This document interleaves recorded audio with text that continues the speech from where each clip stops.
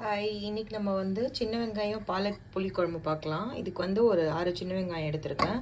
பாலக்கீரை வந்து இந்த மாதிரி சாப் பண்ணி வச்சுருக்கேன். ஸோ இப்போ கடாயில் எண்ணெய் ஊற்றிருக்கேன். நம்ம ஸ்டார்ட் பண்ணலாம்.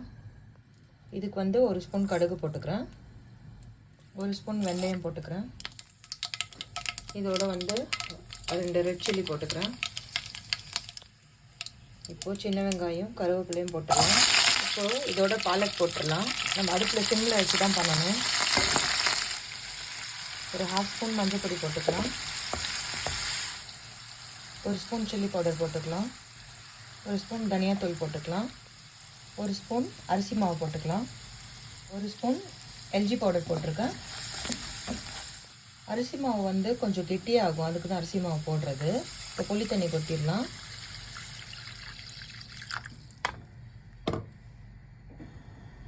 நான் வந்து 2 டம்ளர் புளி தண்ணி ஊற்றிருக்கேன். அதுக்கு வந்து 1/2 டம்ளர் வாட்டர் ஊற்றிக்கிறேன்.